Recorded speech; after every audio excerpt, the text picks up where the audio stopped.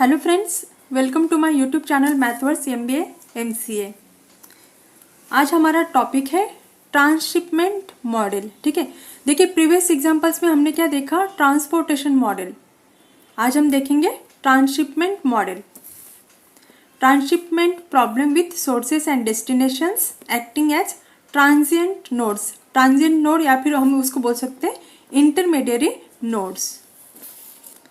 यहाँ पे हम क्या देखेंगे, transshipment model. See there are two types of transshipment model. First type क्या है, with sources and destinations acting as transient nodes. और सेकंड टाइप क्या है, with some transient nodes between sources and destinations. अभी देखिए ट्रांसपोर्टेशन मॉडल और transshipment model, इन दोनों में क्या डिफरेंस है।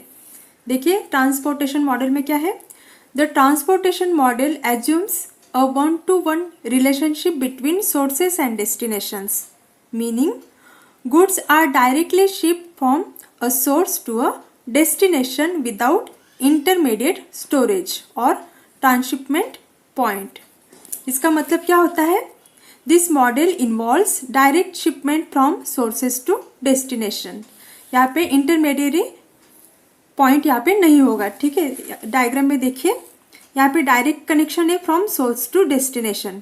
तो शिपमेंट कहाँ से होगा, फ्रॉम सोर्स टू डेस्टिनेशन, जैसे कि from S1 to D1, from S1 to D2, from S1 to D3 और from S2 to D1, S2 to D2, S2 to D3। तो इस तरीके से यहाँ पे क्या है, ट्रांसपोर्टेशन प्रॉब्लम में क्या होगा, यहाँ पे डायरेक्ट कनेक्शन है फ्रॉम सोर्स टू डेस्टिनेशन। ठीक है, अभी देखिए ये जो दूसरा मॉडल है ट्रांसशिपमेंट मॉडल, उसमें क्या है, in this model goods can be transported from sources to transshipment points, from transshipment points to other transshipment points and from transshipment point to destinations. मतलब यहाँ पे क्या हो रहा है, यहाँ पे डायरेक्ट कनेक्शन नहीं है फ्रॉम सोर्स टू डेस्टिनेशन, इनके बीच में क्या रहेगा, ट्रांसशिपमेंट पॉइंट्स रहेंगे। This model allows for shipment to be routed through intermediate transshipment points before reaching final destinations. ठीक है, तो यहाँ पे ये जो सोर्सेस है और डेस्टिनेशंस है उनके बीच में क्या होगा, ट्रांसशिपमेंट पॉइंट्स रहेंगे। ठीक है, तो यहाँ पे देखिए आप एग्जांपल दे सकते हो वेयर हाउसेस के। आज हम देखेंगे ट्रांसशिपमेंट मॉडल का फर्स्ट टाइप। फर्स्ट टाइप क्या है उसका, transshipment problem with sources and destinations acting as a transient nodes.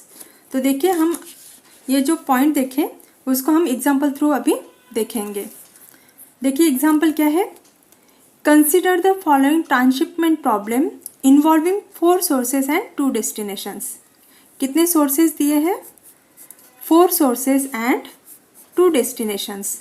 The supply values of the sources S1, S2, S3 and S4 are 200 units, 250 units, 300 units and 450 units respectively। क्या दिया है यहाँ पे, sources दिया हुआ है। S1 कितना है 200, S2 250, S3 300 and S4 क्या है 450 units। The demand values of the destinations D1 and D2 are 600 units and 600 units respectively। यानी कि D1 कितना है 600, D2 कितना है 600। देखिए आगे क्या बोला है, The transportation cost per unit between different sources and destinations are summarized in the following table। Solve the transshipment problem। देखिए यहाँ पे टेबल दिया हुआ है, सोर्सेज कितने हैं S1, S2, S3, S4 and destinations कितने हैं, 2 डेस्टिनेशंस है D1 एंड D2। तो इस तरीके से यहाँ पे हमें टेबल प्रोवाइड किया है। ठीक है, तो एग्जांपल में उन्होंने क्या प्रोवाइड किया है, सप्लाई एंड डिमांड प्रोवाइड किया है। S1, S2, S3, S4 कितना दिया है वैल्यू, 200, 250, 300 एंड 450। तो हम अभी यहाँ पे क्या करेंगे, वो वैल्यूज लिखेंगे। यहाँ पे क्या होता है, डिमांड, और यहाँ पे क्या होता है, सप्लाई।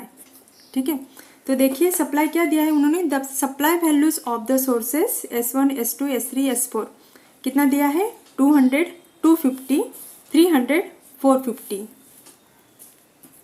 तो हम यहाँ पे वो लिख के लेंगे। देखिए S1 का कितना दिया है 200, S2 का कितना है 250, S3 का दिया है 300 और S4 का दिया है 450।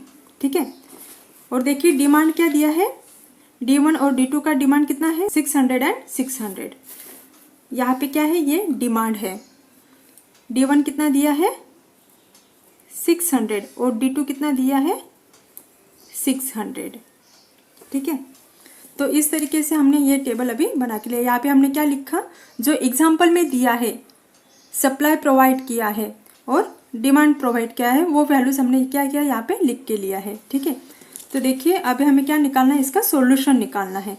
तो सॉल्यूशन निकालते हुए यहाँ पे हमें कुछ स्टेप्स फॉलो करने। देखिए स्टेप्स क्या रहेंगे, ट्रांसशिपमेंट मॉडल को सॉल्व करने के स्टेप्स देखिए क्या है। Steps to solve the transshipment problem. पहला स्टेप क्या रहेगा, check whether it is balanced और अनबैलेंस्ड, यानी कि यहाँ पे total demand is equal to total supply है क्या, ये हमें यहाँ पे चेक करना है। तो देखिए अभी पहले क्या निकालेंगे, हम टोटल डिमांड निकालेंगे। तो देखिए 600 प्लस 600 कितना हो गया 1200। अभी देखते हैं सप्लाई कितना आता है, 200 प्लस 250 प्लस 300 प्लस 450। तो ये चारों का एडिशन भी कितना हो गया 1200, यानी कि क्या, ये जो गिवन ट्रांसपोर्टेशन प्रॉब्लम में है ये क्या है, बैलेंस्ड ट्रांसपोर्टेशन प्रॉब्लम है। पहला स्टेप क्या रहेगा, check whether it is balanced और unbalanced. B is equal to supply और डिमांड, यानी कि यहाँ पे जो भी वैल्यू आएगी टोटल, जो कि हमें क्या आ गई 1200, तो उसको हम क्या रिप्रेजेंट करेंगे, बी से रिप्रेजेंट करेंगे। ठीक है, सेकंड स्टेप क्या रहेगा यहाँ पे, add the values of B to all the rows and all the columns. और थर्ड स्टेप क्या रहेगी, find out total transportation cost by using VAM method. यहाँ पे कौन सा मेथड यूज करना है हमें, वैम मेथड। देखिए जब हमने ट्रांसपोर्टेशन प्रॉब्लम सॉल्व किया था यूजिंग डिफरेंट मेथड्स, 3 मेथड्स हमने यूज किए थे। पहला यूज किया था north west corner cell method, second use किया था लिस्ट कॉस्ट सेल मेथड और थर्ड हमने यूज किया था वैम मेथड। तो ये जब एक ही एग्जाम्पल जब हम तीनों मेथड से सॉल्व करते हैं, तो जब हम वैम मेथड यूज करते हैं तो वहाँ पे हमें सबसे कम ट्रांसपोर्टेशन कॉस्ट मिलती है। ठीक है, यानी कि ये जो वैम मेथड ये सबसे बेस्ट मेथड है to calculate the transportation cost. ठीक है, देखिए फोर्थ स्टेप क्या रहेगा, ड्रॉ द शिपिंग पैटर्न। ठीक है, यहाँ पे नोट दिया है the allocations in the main diagonal cells are to be ignored. वो हम क्या रहेगा वो बाद में देखेंगे जब हम एग्जाम्पल सॉल्व करेंगे। ठीक है, तो देखिए अपना स्टेप 1 क्या था, हमें यहाँ पे चेक करना था टोटल डिमांड और टोटल सप्लाई सेम आता है कि नहीं। तो यहाँ पे कितना आ गया अपना 1200, यानी कि क्या, given transportation problem is a balanced transportation problem. ये हो गया अपना स्टेप 1। स्टेप 2 में क्या करना है, अभी देखिए ये जो टोटल डिमांड और सप्लाई यहाँ पे निकाला है इसको हम किससे रिप्रेजेंट करेंगे, बी से, यानी कि बी की वैल्यू क्या मिल गई हमें 1200। ठीक है, अभी देखिए स्टेप 2 क्या रहेगा, add the values of B to all the rows and all the columns.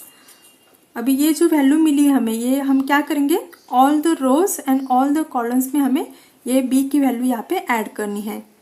तो देखिए यहाँ पे हम क्या करेंगे, 200 प्लस 1200 प्लस 1200 प्लस 1200, यहाँ पे क्या करना हमें, ये वैल्यू बी की वैल्यू यहाँ पे हमें ऐड करनी है।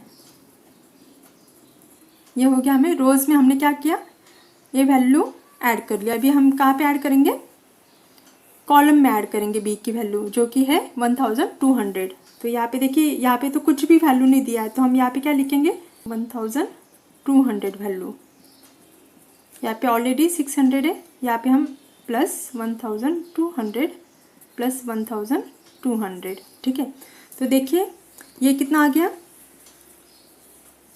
1800, ये भी कितना आ गया 1800। ये कितना आ गया?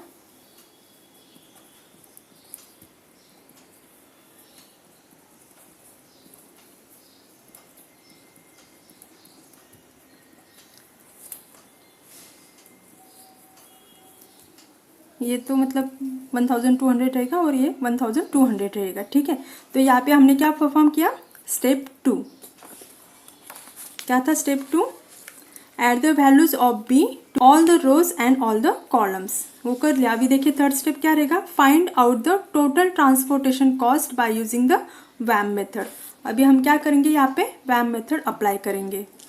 अभी देखिए इस एग्जाम्पल को हमें सॉल्व करना है bye using the VAM method, ठीक है। तो वैम मेथड में हम क्या करते हैं? रो डिफरेंस निकालते हैं और कॉलम डिफरेंस निकालते हैं, ठीक है। तो उसके लिए देखिए अभी क्या करेंगे हम? फर्स्ट रो में चेक करेंगे। फर्स्ट रो में देखिए मिनिमम वैल्यू क्या है? 0।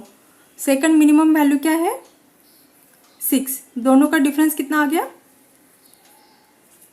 6। अभी देखिए यहाँ पे सेकंड रो में मिनिमम वैल्यू क्या है? 0। सेकंड मिनिमम वैल्यू क्या है? 5। डिफरेंस कितना आएगा? 5। थर्ड रो में क्या है? Minimum value 0। Second minimum value क्या है? 7। तो दोनों का डिफरेंस 0 और 7 का डिफरेंस कितना? 7। फोर्थ रो में 0 और 6, डिफरेंस कितना? 6। यहाँ पे देखिए 0 और 10, डिफरेंस कितना? 10। यहाँ पे देखिए मिनिमम वैल्यू क्या है? 0। सेकंड मिनिमम वैल्यू क्या है यहाँ पे? 4। तो डिफरेंस कितना आ गया? 4 का। ये निकाला हमने रो डिफरेंस। अभी हम निकालेंगे कॉलम डिफरेंस। देखिए यहाँ पे मिनिमम वैल्यू क्या है? 0 और सेकंड मिनिमम वैल्यू क्या है? 10। तो डिफरेंस कितना आ जाएगा यहाँ पे? 10 का डिफरेंस। यहाँ पे देखिए मिनिमम वैल्यू है 0, सेकंड मिनिमम वैल्यू है 6, डिफरेंस कितना? 6। 0 6, डिफरेंस कितना? 6 का। यहाँ पे देखिए मिनिमम वैल्यू है 0, सेकंड मिनिमम वैल्यू है 7, डिफरेंस कितना आ जाएगा? 7। 0 और 4, यहाँ पे 0 और 6, ठीक है। तो इस तरीके से हमने यहाँ पे निकाल दे कॉलम डिफरेंस, ठीक है। अभी देखिए यहाँ पे हमें क्या करना है? हाईएस्ट पेनल्टी फाइंड आउट करनी है। तो देखिए यहाँ पे हाईएस्ट पेनल्टी क्या आ रही है? 10 आ रही है, ठीक है। और इस पर्टिकुलर रो में अभी मिनिमम वैल्यू कौन सी है? देखिए 0 है। तो हम कहाँ पे एलोकेशन करेंगे? यहाँ पे एलोकेशन करेंगे। तो देखिए यहाँ पे डिमांड कितना है? 1800 और सप्लाई कितना है? 1200। तो हम एलोकेट क्या करेंगे? 1200, 1200, ठीक है। तो यहाँ पे आ गया 0 और यहाँ पे कितना आ जाएगा? 600, ठीक है। अभी देखिए इस रो में वैल्यू क्या मिली हमें? सप्लाई की 0। तो हम क्या करेंगे? इस रो को यहाँ पे डिलीट कर देंगे, ठीक है। अभी हमें क्या करना है? फिर से रो डिफरेंस और कॉलम डिफरेंस निकालना है। तो देखिए यहाँ पे क्या है? Minimum value 0, second minimum value क्या है? 6। दोनों का डिफरेंस कितना आ जाएगा? 6। यहाँ पे 0 और 5, 0 और 7, 0 और 6, यहाँ पे नल आएगा। और यहाँ पे 0 और 4 का डिफरेंस। यहाँ पे देखिए 0 और 10, डिफरेंस आ गया 10। 0 और 6, 0 और 6, यहाँ पे 0 और 7, यहाँ पे देखिए लिस्ट वैल्यू कौन सी है? 4। सेकंड लिस्ट वैल्यू क्या है? 5। तो डिफरेंस कितना आ गया? 1। यहाँ पे देखिए लिस्ट वैल्यू क्या है? 0। सेकंड लिस्ट वैल्यू क्या मिल रही है? 6। डिफरेंस कितना आ गया? 6 का, ठीक है। अभी हमें क्या करना है? फिर से हाईएस्ट पेनल्टी यहाँ पे फाइंड आउट करनी है। तो देखिए रो में अगर देखते हैं तो कितना आ रहा है? 7 और कॉलम में अगर देखते हैं तो कितना आ रहा है? 10। तो हम क्या सिलेक्ट करेंगे? यहाँ पे हाईएस्ट पेनल्टी 10 को सिलेक्ट करेंगे, ठीक है। अभी देखिए इस पर्टिकुलर कॉलम में लिस्ट वैल्यू कौन सी मिल रही है? हमें 0 मिल रही है। तो हम एलोकेशन यहाँ पे करेंगे, ठीक है। अभी देखिए डिमांड कितना है उस पर्टिकुलर सेल के लिए? डिमांड है 1200 और सप्लाई कितना है 1400, तो हम क्या अलोकेट करेंगे यहाँ पे 1200। तो यहाँ पे कितना आ गया 0 और यहाँ पे कितना आ गया 200। यहाँ पे इस पर्टिकुलर कॉलम में डिमांड की वैल्यू 0 मिल गई, तो हम क्या करेंगे यहाँ पे अभी इस पर्टिकुलर कॉलम को हम कर देंगे स्ट्राइक ऑफ। अभी हम फिर से क्या करेंगे रो डिफरेंस और कॉलम डिफरेंस निकालेंगे। अभी देखिए लिस्ट वैल्यू यहाँ पे क्या है 6, सेकंड लिस्ट वैल्यू क्या है 7, डिफरेंस कितना आ गया 1, 0 और 5, 0 और 7 का डिफरेंस, 0 और 6 डिफरेंस 6 आ गया। यहाँ पे सप्लाई 0 है तो यहाँ पे नल आ गया। और यहाँ पे देखिए 0 और 4 डिफरेंस आ गया 4 का, ये हो गया रो डिफरेंस। अभी क्या निकालेंगे कॉलम डिफरेंस। ये 0 तो यहाँ पे आ जाएगा नल। यहाँ पे देखिए 0 और 6 डिफरेंस कितना 6 का, 0 और 6, 0 और 7।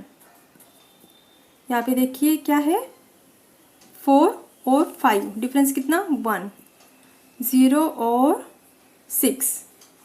ठीक है, अभी देखिए यहाँ पे हाईएस्ट पेनल्टी क्या मिल रही है हमें 7। तो अब क्या करेंगे यहाँ पे इसको सिलेक्ट करेंगे। अभी देखिए इस पर्टिकुलर कॉलम में लिस्ट वैल्यू क्या मिल रही है 0, इसको हम यहाँ पे अलोकेट करेंगे। अभी देखिए डिमांड कितना है 1200 और सप्लाई कितना है 1500, तो हम क्या अलोकेट करेंगे जो मिनिमम वैल्यू है। मिनिमम वैल्यू क्या मिल रही है 1200, तो ये आ गया 0 और यहाँ पे कितना आ जाएगा 300। इस पर्टिकुलर कॉलम में 0 मिला है डिमांड, तो हम क्या करेंगे अभी इस कॉलम को स्ट्राइक ऑफ कर देंगे। ठीक है, तो देखिए इसी तरीके से अभी हमें क्या करना है ये प्रोसेस कंटिन्यू करते जाना है जब तक टोटल सप्लाई और टोटल डिमांड अलोकेट नहीं हो जाता। ठीक है, तो इस तरीके से हमें आगे प्रोसेस कंटिन्यू करना है। तो देखिए इस तरीके से इस ट्रांसपोर्टेशन प्रॉब्लम को हमने सॉल्व किया है bye using the VAM method. आप यहाँ पे देख सकते हो ये डायगोनल में यहाँ पे पूरे 0 वैल्यू कट हुए हैं। ठीक है, तो जब हम अभी टोटल ट्रांसपोर्टेशन कॉस्ट निकालेंगे तब हमें क्या करना है ये डायगोनल में जितना भी अलोकेशन हुआ है उसको हम क्या करेंगे इग्नोर करेंगे। क्यों इग्नोर करेंगे, क्योंकि देखिए अगर हम यहाँ पे उसको मल्टीप्लाई भी करते हैं सेल वैल्यू से तो वो वैल्यू क्या आ जाएगी यहाँ पे 0 आ जाएगी। जैसे कि 1200 इंटू 0 0 आ जाएगा, 1000 इंटू 0 0, 1200 इंटू 0 0। तो इस तरीके से यहाँ पे हमें किसी भी सेल वैल्यू से अगर हम अलोकेट वैल्यू से मल्टीप्लाई करते हैं तो वैल्यू क्या मिलेगी हमें 0 मिलेगी। तो इसलिए हम क्या करेंगे यहाँ पे डायगोनल में जो भी सेल वैल्यूज़ है उसको हम यहाँ पे इग्नोर करेंगे। ठीक है, अभी हम क्या करेंगे टोटल ट्रांसपोर्टेशन कॉस्ट निकालेंगे।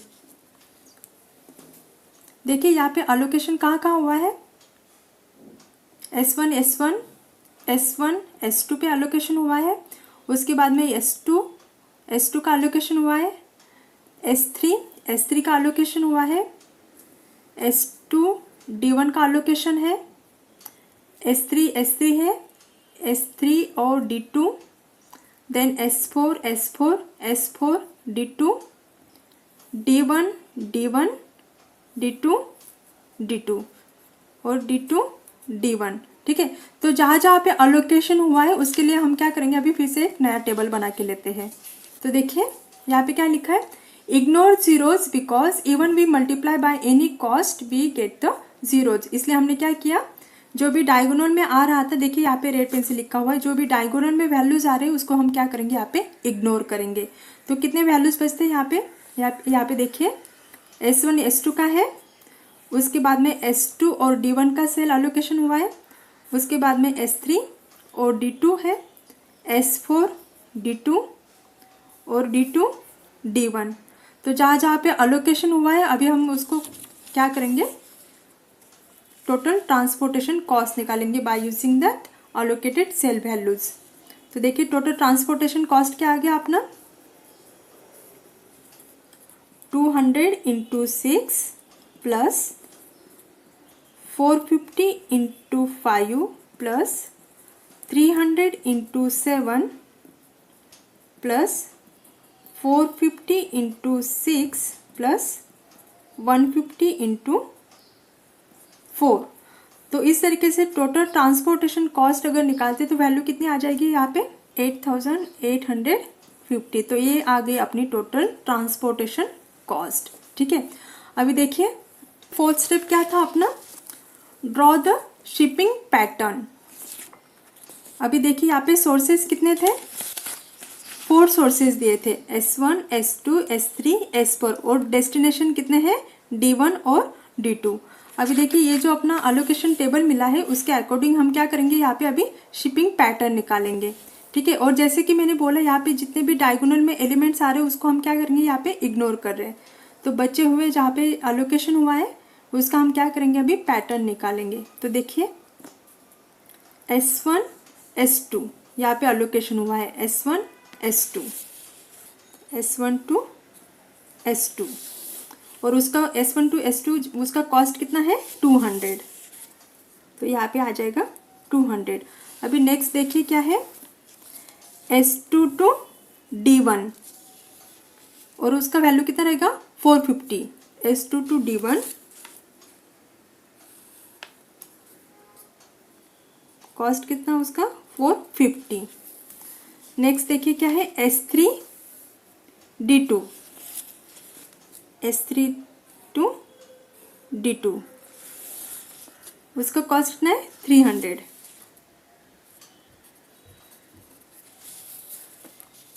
S4 D2, S4 to D2 और उसका कॉस्ट कितना रहेगा 450। और लास्ट में देखिए क्या है, D2 to D1, D2 to D1 उसका कॉस्ट कितना रहेगा 150। तो इस तरीके से ये हो गया अपना शिपमेंट पैटर्न। ठीक है, देखिए यहाँ पे हमने डायगोनल में जो भी सेल इग्नोर किए थे वो यहाँ पे क्या है डायरेक्ट कनेक्शन दिखाए थे। देखिए S1, S1, S2, S2, S3, S3 देखिए यहाँ पे अलोकेशन हुआ है। नेक्स्ट देखिए S4, S4, D1, D1 और D2, D2 इसलिए हमने यहाँ पे क्या किया है, डायगोनल सेल को इग्नोर किया है। तो इस तरीके से ये जो गिवन प्रॉब्लम था ट्रांसपोर्टेशन प्रॉब्लम, इसको हमने सॉल्व किया है bye using the transshipment model. तो इस तरीके से यहाँ पे पैटर्न को निकाला जाता है। I hope you all understood this concept. Thank you.